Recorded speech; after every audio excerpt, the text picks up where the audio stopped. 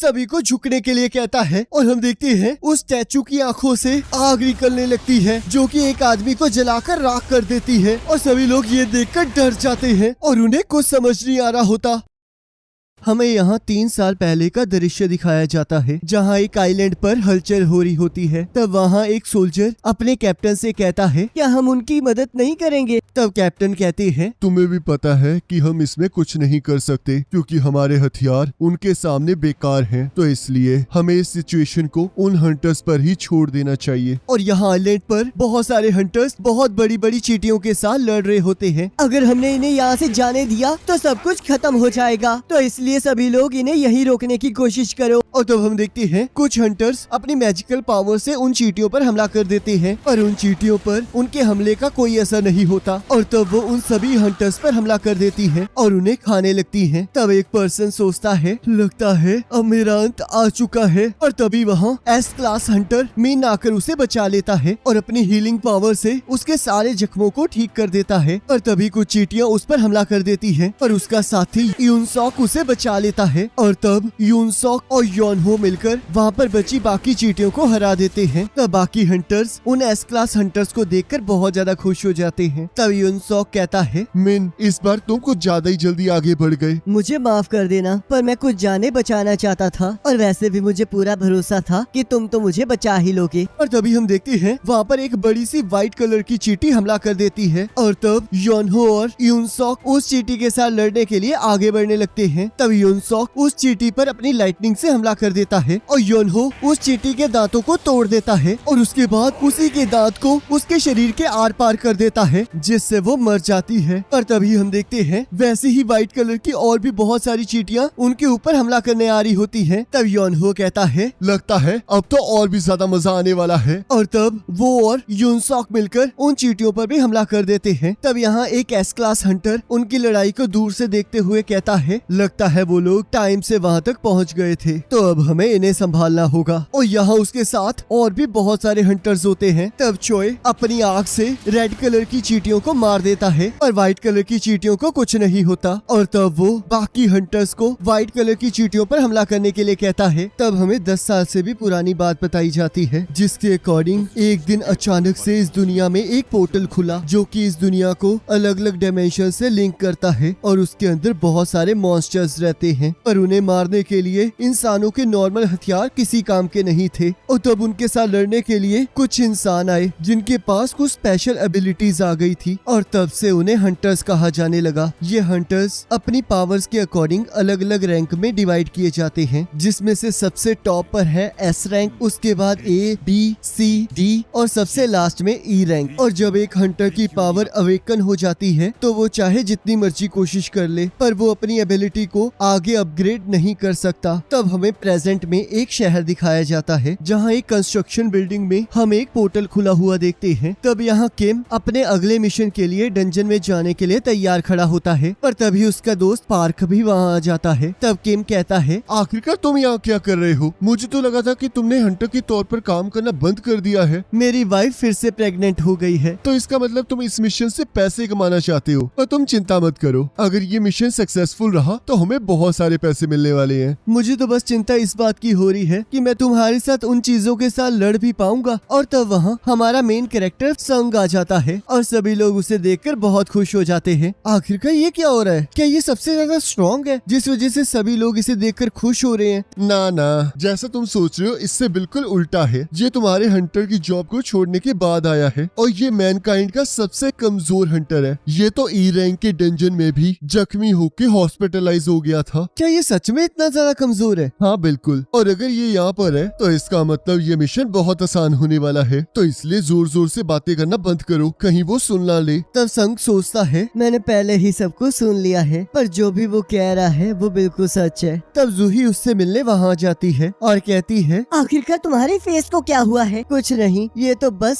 अब तो हर बार की कहानी हो चुकी है। मैंने सुना था कि तुम हॉस्पिटल में एडमिट थे। वो एक ई रैंक डंजन था और मैं उसमें बहुत ज्यादा जख्मी हो गया था। पर क्या उनके पास कोई हीलर नहीं था? बाकी सभी लोग बहुत हाई रैंक्ड हंटर्स थे, तो उन्हें हीलर की कोई जरूरत नहीं थी। और वैसे भी इसमें मेरी गलती है, क्योंकि मैं उनसे बहुत ज्यादा वीक हूँ, और तुम्हें भी इस बात का एहसास तो हो ही गया होगा। तो चलो, लगता है जाने का वक्त हो चुका है। तब यहाँ सॉन्ग कहता है, अगर किसी को कोई प्रॉब्लम ना हो तो मैं इस मिशन का कैप्टन बनना चाहूंगा। और तब हम देखते हैं किसी को इससे कोई प्रॉब्लम नहीं होती है, क्योंकि सॉन्ग एक हाई रैंक हंटर होता है। और तब सभी लोग एक एक करके उस पोर्टल के अंदर जाने लगते हैं। संग, हमारे पीछे ही रहना और ध्यान रखना कि कहीं तुम्हें चोट न लग जाए। तब संग अपने नाइफ को देखकर सोचता है, ये एक छोटी नाइफ है जिसके अंदर बहुत कम पावर है, पर मैं अपनी इनकम से बस इसे ही खरीद सकता हूँ। और कहता है, तो चलो फिर आज कुछ कमाल कर दिखाएं। तब यहाँ एक पर्सन प्रेसिडेंट गो से गवर्नमेंट के साथ हुई मीटिंग के बारे में पूछता है। तब प्रेसिडेंट गो कहते हैं, वो हमेशा से बस एक ही चीज कहते आ रहे हैं कि हमें इस डंजन को ब्रेक होने नहीं देना है, और साथ में जो भी चीजें इन डंजन से मिलती हैं उन चीजों को उन्हें सप्लाई करते रहना है। तो गाइस, डंजन ब्रेक ऐसी चीज है जिसके अकॉर्डिंग अगर 7 दिन के अंदर अंदर जो डंजन अपीयर हुआ है उसे क्लियर ना किया जाए तो उस डंजन के जितने भी मॉन्स्टर्स हैं वो बाहर आ जाएंगे और दुनिया को तबाह कर देंगे। तो प्रेसिडेंट गो कहते हैं, गवर्नमेंट जो कह रही है उसमें कोई गलत बात भी नहीं है, क्योंकि हम सभी लोग भी उन्हीं डंजन से मिली हुई चीजों को बेचकर जी रहे हैं। और जब हम उन मैजिकल मॉन्स्टर्स को काटते हैं तब उनके अंदर से एक क्रिस्टल निकलता है जिसे हम मैजिक जेम्स कहते हैं, और हम इन्हें ही बेचकर अपना पेट पालते हैं। और तब यहाँ हम देखते हैं संग एक मॉन्स्टर को मारकर उससे क्रिस्टल निकाल लेता है और उसे लेकर बहुत खुश हो रहा होता है। और तभी एक मॉन्स्टर उस पर अटैक कर देता है जिससे उसके चाकू पर क्रैक आ जाता है। तब संग उस मॉन्स्टर के हमले से बचते हुए जैसे उस पर हमला करता है, हम देखते हैं उसका वो चाकू टूट जाता है और वो मॉन्स्टर अपनी तलवार को संग के पेट में डाल देता है। और तभी पाक आकर उसे बचा लेता है और जूही को संग को हील करने के लिए कहता है। और तब हम देखते हैं बाकी सभी लोग उन मॉन्स्टर्स का बहुत बहादुरी से सामना कर रहे होते हैं। तब यहाँ प्रेसिडेंट गो कहते हैं, जो मैजिक जेम्स हम हाई रैंक्ड मैजिक बीस्ट से हासिल करते हैं उन्हें हम पावरफुल वेपन्स में कन्वर्ट कर लेते हैं ताकि हम ताकतवर मैजिकल बीस्ट्स को हरा सके। और इसके साथ साथ हमें वहाँ पर माना क्रिस्टल्स भी मिलते हैं और उन्हें भी हम वेपन्स के तौर पर यूज कर सकते हैं, पर वो मैजिक जेम्स जितने ताकतवर नहीं होते। पर यहाँ गवर्नमेंट उन्हें एक न्यू तरह की एनर्जी के तौर पर यूज करना चाहती है। ये चीजें न्यूक्लियर पावर जितनी खतरनाक नहीं है और हाइड्रो, विंड और जियोथर्मल पावर से ज्यादा एफिशिएंट है, और इससे थर्मल पावर से भी कम एयर पोल्यूशन होता है। तो इसलिए जिस वजह से ये एक आइडियल ग्रीन एनर्जी है। गवर्नमेंट मोना क्रिस्टल्स और मैजिक जेम्स को यूज करके इलेक्ट्रिसिटी को जनरेट करने के तरीकों को ढूंढ रही है, और ये सारी चीजें हंटर्स के द्वारा लाई हुई चीजों पर डिपेंड करती है। तो इसलिए हंटर्स बहुत ज्यादा इम्पोर्टेंट है। तब यहाँ वो हंटर्स उस डंजन के बॉस को हरा देते हैं। तब जूही संग से कहती है, आखिरकार तुम हंटर क्यों बनना चाहते हो? किसी दिन देखना तुम्हें इस वजह से जरूर कुछ हो जाएगा। तुम्हें इस बार बहुत ज्यादा चोट लगी है। तब संग सॉरी मांगता है और जूही उस पर बहुत ज्यादा गुस्सा होती है। और तब यहाँ सभी लोग मैजिक जेम्स और मोना क्रिस्टल्स को इकट्ठा कर रहे होते हैं। तब संग सोचता है, तो आखिरकार ये खत्म हो ही गया, पर इन सब से मैं बस एक ई क्लास जेम ही हासिल कर पाया। क्या मैं इसके लिए अपनी जिंदगी खतरे में डाल रहा था? और तभी उन्हें एक केव दिखाई देती है। तब एक पर्सन कहता है, क्या ये एक डबल डंजन है? मैंने इसके बारे में काफी कुछ सुना है। तब एक लड़की कहती है, शायद तुमने सही कहा है, क्योंकि चाहे हमने इस डंजन के बॉस को हरा दिया है पर फिर भी ये डंजन अभी तक क्लोज नहीं हुई है। तब किम कहता है, तो शायद हमें इस केव के अंदर और भी काफी सारी चीजें मिल सकती है। तब सॉन्ग कहता है, हमें इस सिचुएशन में हंटर्स एसोसिएशन को रिपोर्ट करनी चाहिए और उनके इंस्ट्रक्शंस के अकॉर्डिंग काम करना चाहिए। तब किम कहता है, तो क्या आप ये कहना चाहते हो कि जो हंटर्स हमारे बाद आएंगे हम बाकी बची चीजें उनके लिए छोड़ दें? तब पाक कहता है, ये बस एक डी रैंक डंजन है, तो इसलिए हमें आगे बढ़ते रहना चाहिए। इसकी वाइफ प्रेग्नेंट है और यहाँ तो बहुत कम मोना क्रिस्टल्स हैं, तो इसलिए हमें आगे बढ़ते रहना चाहिए। तब सॉन्ग कहता है, मैं तुम्हारी बात से सहमत हूँ, पर ये बात भी सच है कि इसके आगे कोई अननोन खतरा हमारा इंतजार कर रहा हो सकता है। तो चलो फिर वोट करते हैं। और तब हम देखते हैं वोट जाने और ना जाने के बीच में टाई हो जाता है। तब सॉन्ग कहता है, अब बस संग ने ही वोट नहीं दिया है, तो बताओ तुम क्या करना चाहते हो? तब संग सोचता है, मैं जानता हूँ कि ये डी रैंक डंजन मेरे लिए बहुत ज्यादा मुश्किल है, पर मेरे फादर के गायब होने के बाद मैं ही हूँ जो कि अपनी फैमिली के लिए पैसे कमा रहा है। मेरी माँ इस टाइम हॉस्पिटल में है और मेरी बहन को कॉलेज जाना है, तो उसके लिए मुझे पैसों की बहुत ज्यादा जरूरत है। और तब वो अंदर जाने के फेवर में वोट करता है। और तब हम यहाँ देखते हैं एक जगह पर एक ब्लैक क्रिस्टल की मदद से सभी हंटर्स को उनकी पावर्स के अकॉर्डिंग रैंक्स में बांटा जा रहा होता है और बाहर अलग अलग एजेंसीज उन हंटर्स को हायर करने के लिए उन्हें कन्विंस कर रही होती है। तब यहाँ एक पर्सन चॉय को बताता है कि हमारे एसोसिएशन में एक बी रैंक हंटर और 2 सी रैंक हंटर्स ज्वाइन करने के लिए मान चुके हैं और सब कुछ बहुत आराम से चल रहा है। तब चॉय कहता है तुम बहुत अच्छा काम कर रहे हो, तो इसलिए अगर तुम्हें कोई भी टैलेंट दिखाई दे तो उसे बिना कुछ सोचे समझे रिक्रूट कर लो, पर मुझे लगता नहीं है कि हमें चार जैसी कोई हंटर मिलेगी। और तब यहाँ शहर में 2 लोग किसी लेडी का पर्स लेकर भाग जाते हैं और हम देखते हैं तभी वहाँ चाह आ जाती है और उन दोनों चोरों को सबक सिखाती है और उनसे उस लेडी का बैग भी ले लेती है। तब सभी लोग उसे देखकर बहुत खुश हो जाते हैं और वो बढ़ती हुई भीड़ को देखकर वहाँ से चली जाती है। और यहाँ हम देखते हैं सभी लोग केव के अंदर जा रहे होते हैं। तब एक पर्सन कहता है बॉस के हार जाने के बाद ये पोर्टल्स 1 घंटे के अंदर अंदर बंद हो जाते हैं और हम लोग यहाँ पर पिछले 40 मिनट से चल रहे हैं, तो इसलिए अब हमारे पास सिर्फ 20 ही मिनट बाकी हैं। तब संग जूही से कहता है मुझे माफ कर देना कि मेरे वोट की वजह से तुम्हें भी यहाँ अंदर आना पड़ा। क्या तुम ठीक हो? आखिरकार कोई इस हालत में ठीक कैसे हो सकता है? क्या तुम्हें एहसास भी है कि अगर वो तुम पर थोड़ा और ऊपर वार कर देता तो तुम उसी टाइम मारे जाते। मैंने बड़े ही मुश्किल से तुम्हारे जख्मों को ठीक किया है और देखो तुम तो पागलों की तरह यहाँ अंदर ही घुसते आ रहे हो। क्या तुम्हारा दिमाग खराब है? तब संग उससे माफी मांगते हुए सोचता है ये सिर्फ इस बी रैंक हीलर जूही की ही बदौलत है कि मैं अब तक जिंदा हूँ। तब जूही कहती है अगर तुम सच में मुझसे माफी मांगना चाहते हो तो तुम्हें अगली बार मुझे खाना खिलाना होगा। जिसे सुनकर संग हैरान हो जाता है। तब जूही कहती है ऐसे मुंह क्यों बना रहे हो? क्या तुम्हें मेरे साथ खाना खाना अच्छा नहीं लगता? ऐसी कोई बात नहीं है।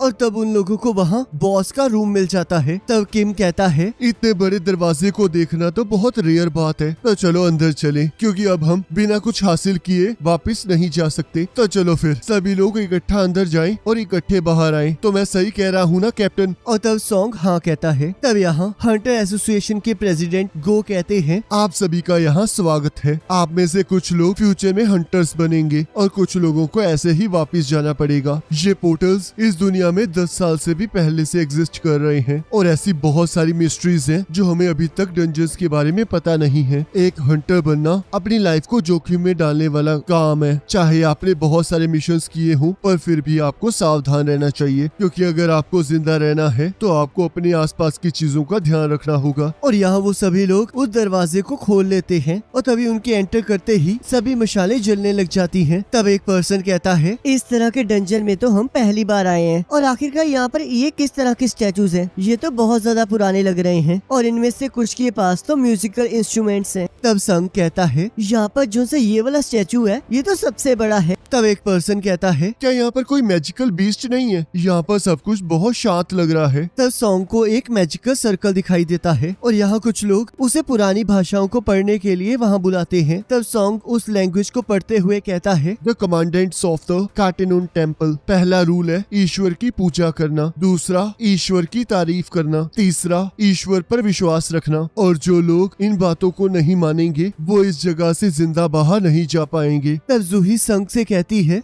वहाँ देखो वो बड़े वाले स्टैचू की आंखें अभी अभी हिली थी और वो हमारी तरफ देख रही थी। ये तुम क्या कह रही हो? मुझे लगता है तुम्हें कोई वहम हुआ है। और तभी हम देखते हैं उस रूम का दरवाजा बंद हो जाता है। क्या हम यहाँ पर फंस चुके हैं? तब एक पर्सन कहता है इसी वजह से मैं यहाँ पर नहीं आना चाहता था। ये इसलिए हो रहा है क्योंकि तुम लोगों ने इस डंजन को कुछ ज्यादा ही आसान समझ लिया था। हमें तो यहाँ पर आना ही नहीं चाहिए था। मैं यहाँ से वापस जा रहा हूँ और अगर तुम्हें कोई खजाना मिलेगा तो तुम उसे आपस में बांट सकते हो, तो इसलिए अलविदा। और तभी हम देखते हैं जैसे ही वो उस दरवाजे को हाथ लगाता है उस दरवाजे का पहरेदार उसे मार देता है, जिसे देखकर सभी लोग डर जाते हैं। और एक पर्सन कहता है क्या अब हमें इससे लड़ना पड़ेगा? तब संग सोचता है जो अभी अभी मरा है आखिरकार उसका रैंक क्या था? पर अब इससे कोई फर्क नहीं पड़ता क्योंकि वो मेरे जैसे ई रैंक हंटर से तो ताकतवर ही होगा। और फिर भी वो पलक झपकते ही मारा गया। ये तो बहुत अजीब है। क्या ये सच में एक डी रैंक डंजन है? क्या यहाँ पर ऐसे क्रिएचर्स होने भी चाहिए थे? तब सॉन्ग कहता है अगर ये स्टैचू यहाँ से मूव कर सकता है तो इसका मतलब बाकी भी कर सकते हैं। तब संग उस बड़े वाले स्टैचू की आंखों की तरफ देखने लगता है और हम देखते हैं उसकी आंखें अचानक से उसे देखने लगती हैं। तब संग हमें बताता है मैं पहले भी जिंदगी और मौत की सिचुएशन में फंसा हूँ। मैं अपने पहले ही रेड मिशन मिशन में अपनी टीम से अलग हो गया था और मुझ पर एक ई रैंक मैजिक बीस्ट ने हमला कर दिया था, जिस वजह से मैं काफी हफ्तों तक हॉस्पिटलाइज्ड रहा। एक बार तो मैं एक भूल भुलैया में फंस गया था, जहाँ पर मुझे काफी टाइम तक खाना भी नहीं मिला था। मेरे लिए लो रैंक डंजन भी जिंदगी और मौत के समान है। हंटर्स मैजिक जेम से कमाए हुए पैसों को एडवांस्ड वेपन को खरीदने के लिए यूज करते हैं, ताकि वो और भी ज्यादा स्ट्रॉन्ग मैजिक बीस्ट को हरा सके और हायर रिवॉर्ड्स इकट्ठा कर सके। पर मेरे पास सिर्फ एक सस्ता सा छोटा सा चाकू है, और अगर ये भी तबाह हो जाएगा तो मुझे मैजिक बीस्ट से खाली हाथ लड़ना पड़ेगा, और मुझे फिर भी किसी भी कीमत पर इन डेंजरस डंजन्स में आना ही पड़ेगा, क्योंकि मुझे जीने के लिए पैसों की जरूरत है। और क्योंकि मेरे लिए हर डंजन बहुत ज्यादा खतरनाक है, तो इसलिए मैं उन सभी में उनकी कमजोरियां ढूंढता हूँ और उन्हें बहुत ध्यान से ऑब्जर्व करता हूँ। और तभी यहाँ वो सभी को झुकने के लिए कहता है, और हम देखते हैं उस स्टैचू की आंखों से आग निकलने लगती है, जो कि एक आदमी को जलाकर राख कर देती है। और सभी लोग ये देखकर डर जाते हैं और उन्हें कुछ समझ नहीं आ रहा होता। तब संग डर के मारे सोचता है, आखिरकार ये क्या हो रहा है? हम लोग यहाँ पर कैद हो चुके हैं और यहाँ से बाहर जाने का भी कोई रास्ता नहीं है। तो क्या इसका मतलब मैं यहाँ मरने वाला हूँ? गाइस लास्ट तक आते आते तो सच में गूज़बम्प्स ही आ गए। पहले तो मुझे लग रहा था कि यार कितना बोरिंग एपिसोड चल रहा है, पर लास्ट तक आते आते चीजें काफी ज्यादा इंटरेस्टिंग हो गई हैं। और अब तो मैं ये सोच रहा हूँ कि आखिरकार ये किस तरह का डंजन है। तो ये देखना काफी ज्यादा इंटरेस्टिंग हो जाएगा कि आखिरकार कौन कौन जिंदा यहाँ से वापस आ पाएगा। और डंजन का नाम सुन के मुझे ना ब्लैक क्लोवर याद आ गई। तो गाइस मुझे कमेंट करके जरूर बताना कि आपको ये वाला एपिसोड कैसा लगा है। बाकी नेक्स्ट एपिसोड का लिंक आपकी स्क्रीन पर आ रहा होगा, उस पर क्लिक करके अगले एपिसोड को देख सकते हो।